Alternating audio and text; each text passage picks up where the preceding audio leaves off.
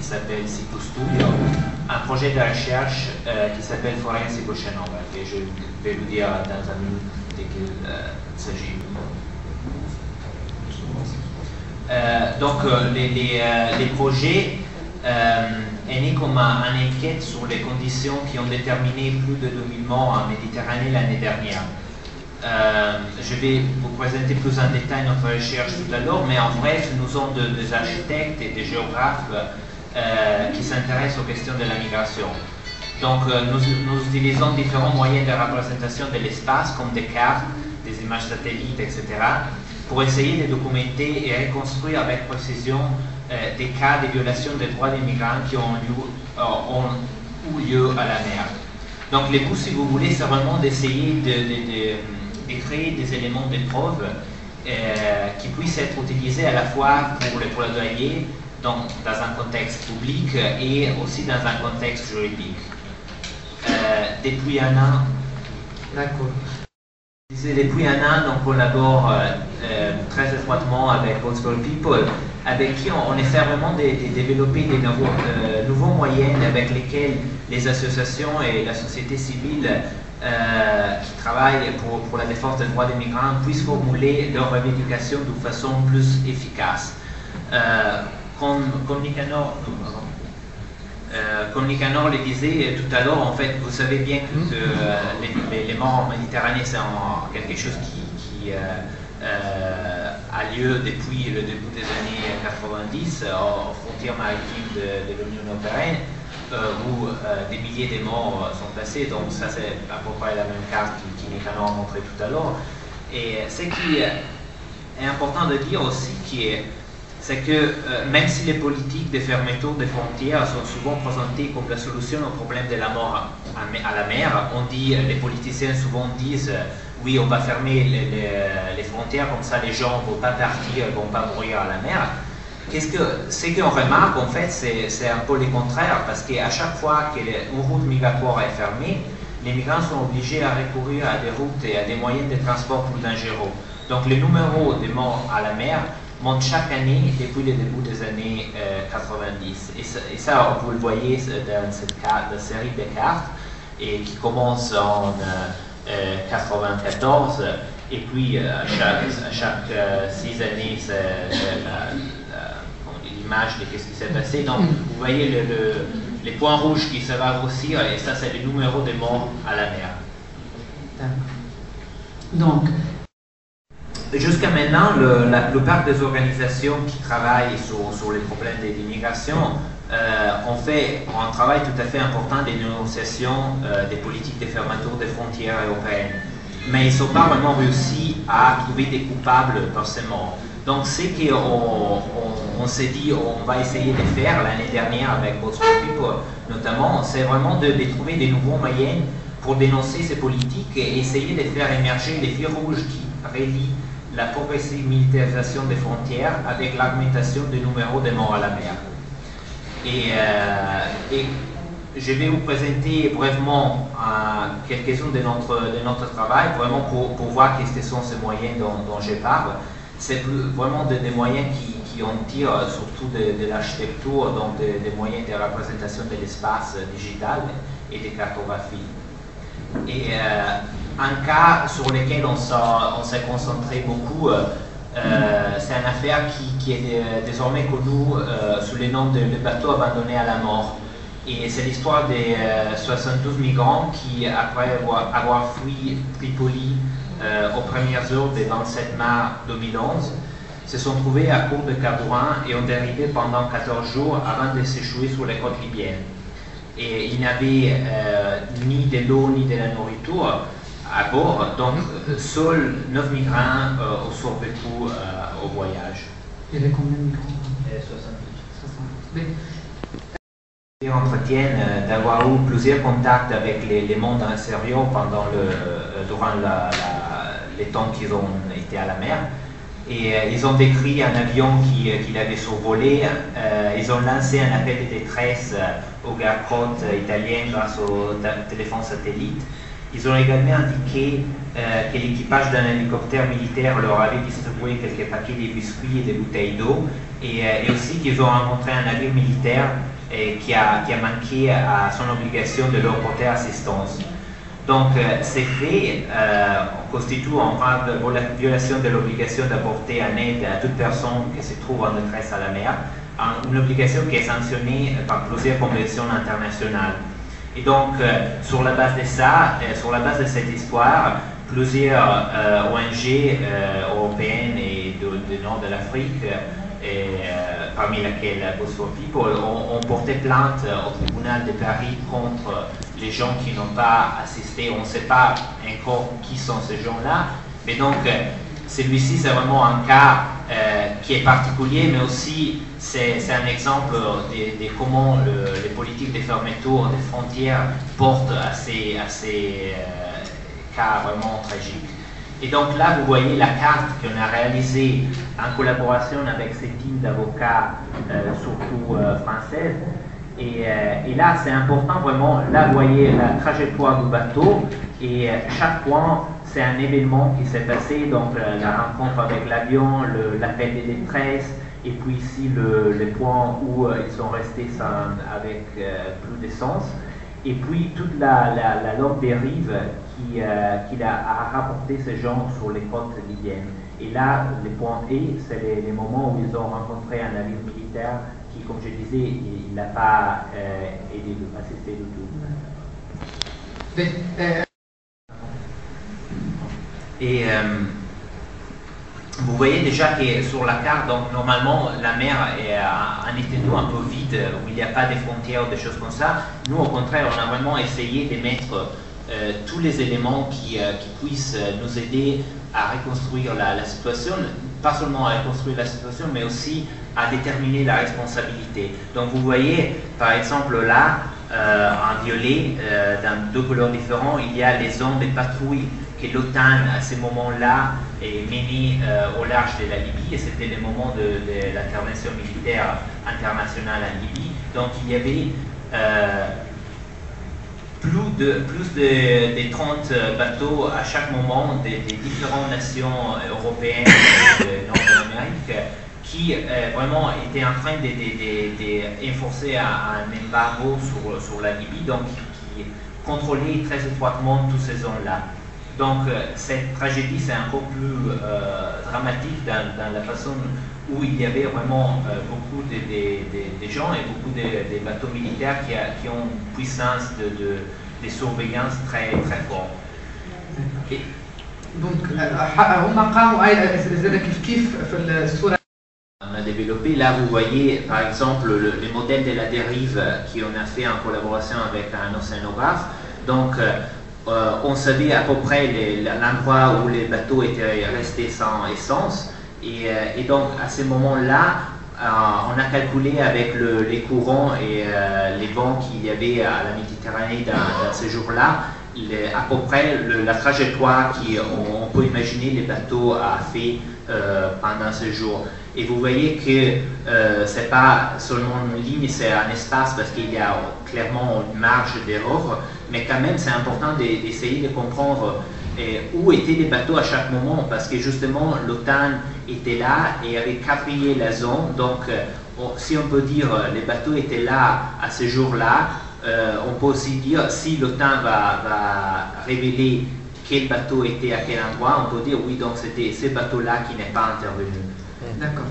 Les images satellites qu'on a utilisées aussi sont des images qui sont avec lesquelles tout le monde peut avoir accès, sont des images commerciales. Et donc les problèmes, souvent dans des cas de naufrage comme ça, c'est que soit il n'y a pas de survivants, ou s'il y a des survivants, les survivants souvent, clairement, on pas où les moyens de vraiment savoir où ils étaient ou de regarder l'eau quand ils étaient à l'eau et tout ça. Donc il faut vraiment chercher des autres sources de témoignages. Et les images satellites, c'est une de ces sources. Il y a des satellites qui vont scanner constamment les canaux de Sicile. Et donc, si on examine certaines de ces images qui ont été prises au moment où le bateau était là, on peut dire, vous voyez les petits points blancs, c'est des autres grands bateaux qui étaient là. Donc, au moment où il y avait un embargo, donc il y avait que des bateaux militaires dans la zone, on peut dire, oui, les bateaux des migrants étaient là où il y a la zone jaune, et là, c'était tous les bateaux militaires qu'il y avait autour. Donc, pourquoi personne a pu intervenir? Donc, Une image de ces nouveaux outils qu'on pourrait penser d'utiliser dans certaines enquêtes aussi. C'est clair que, comme je disais tout à l'heure, ces outils-là ne vont pas donner des réponses très claires et très précises sur ce qui s'est passé, mais quand même ils sont des aides pour essayer de construire ces événements. Donc à la suite de ce travail-là, on a eu plusieurs requêtes d'autres gens qui étaient impliqués dans des cas de naufrage qui nous ont contactés et nous ont demandé de faire des analyses de certains cas similaires à ça. Donc on a décidé avec Boats for People de réaliser une plateforme online pour mettre à disposition de plus grand nombre de personnes quelques-uns des outils qu'on avait développés. Donc on a créé cette plateforme qui s'appelle Watch the Med, qui est une carte participative online sur laquelle on peut spécialiser les cas de violation des droits des migrants. Et ce projet-là a été lancé lors de l'action Boats for People de cet été. Et en ce moment-là, on est en train de rechercher des financements et des moyens pour pousser le projet plus loin. d'accord. Notre recherche a bien montré est que d'abord la mer, ce n'est pas, comme je disais, un large étendue vide. Ici, vous voyez un site internet qui s'appelle AIS, qui montre en temps réel les bateaux qu'il y a dans tous les océans du monde. Là, c'est sur le canal de Sicile, et vous voyez quand même il y a beaucoup de trafic entre Gibraltar, les détroits de Gibraltar et Suez. Donc les eaux entre la Tunisie et l'Italie sont bien trafiquées, et aussi comme je disais tout à l'heure aussi, on voit qu'il y a différentes zones de responsabilité, que donc il y a des frontières aussi à la mer, et il y a des éléments qui peuvent nous aider à spécialiser ces événements, ces cas de naufrage sur lesquels on fait des enquêtes. D'accord, donc vous voyez d'abord, par exemple, les zones de juridiction qu'il y a à la mer. Donc en bleu ici, vous voyez les eaux territoriales, et puis il y a en jaune les eaux internes, et ici c'est la zone économique exclusive.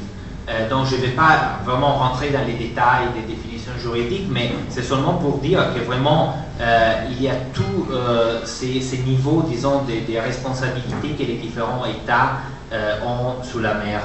Et là, c'est juste une explication un peu plus précise de la longueur des différentes zones et comme ça. Donc, encore une fois, on ne va pas rentrer dans les détails, mais juste pour dire, il y a vraiment beaucoup de divisions, et dans chaque de ces zones, les États ont des différentes responsabilités pour contrôler l'immigration ou bien pour l'extraction aussi de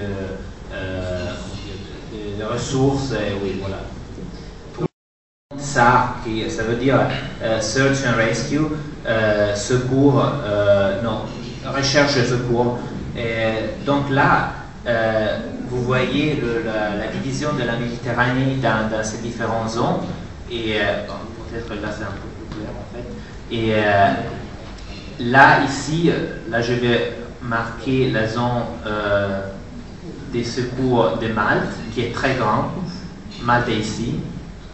Et ici c'est l'Italie, et donc celui-là est la zone des Search and Rescue de l'Italie. Donc vous voyez déjà qu'il y a aussi des zones qui vont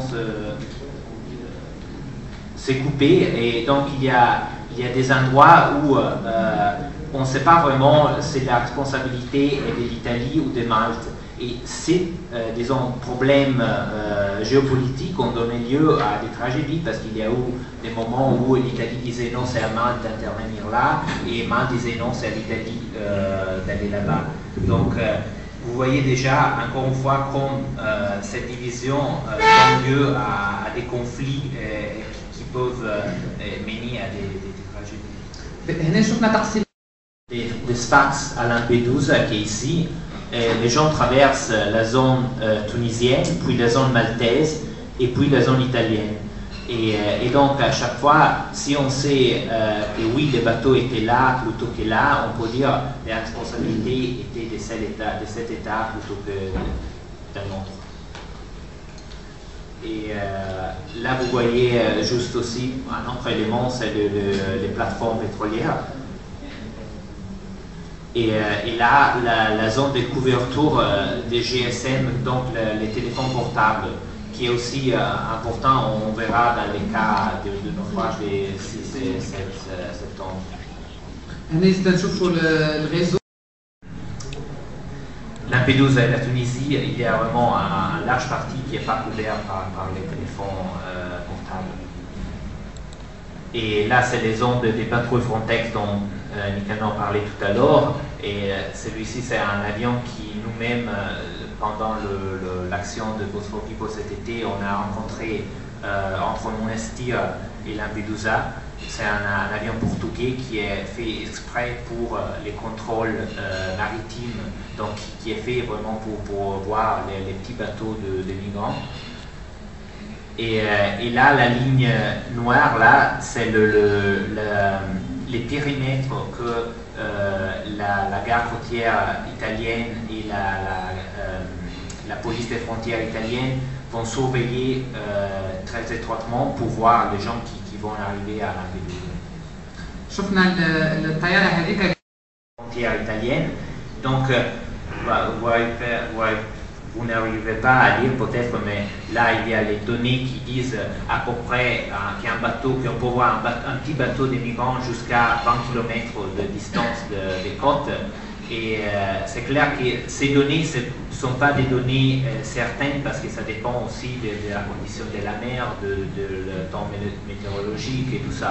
Mais quand même c'est important, je crois, d'arriver à spatialiser toutes ces données pour voir la quantité des moyens de surveillance qu'il y a dans le canal de Sicile.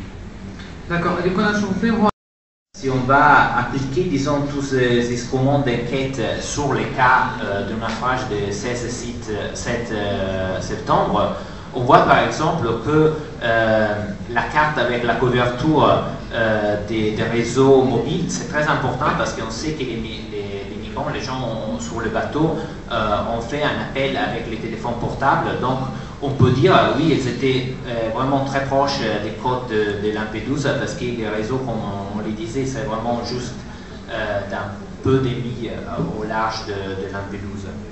Donc كان ياخذوا Celui-ci, c'est les coordonnées qui ont été lancées sur un message de détresse par les gardes-côtes italiennes indiquant le point où l'appel de détresse a été fait par les migrants. Et une autre chose qu'on peut dire, c'est que donc, le bateau était dans la zone de secours italienne et presque dans les eaux territoriales italiennes. Donc ça aussi, c'est un élément important pour essayer de reconstruire les faits. ونشوفوا انه المنطقة هذه تابعة C'était au-delà de cette ligne noire qui, comme je disais tout à l'heure, c'est la ligne où les patrouilles des polices italiennes et des gardes-côtes italiennes vont faire la patrouille. Donc, il y avait des moyens, disons, pour détecter ces bateaux avant qu'il arrivait à Lampione. حاجة أخرى On peut dire qu'il y a des moyens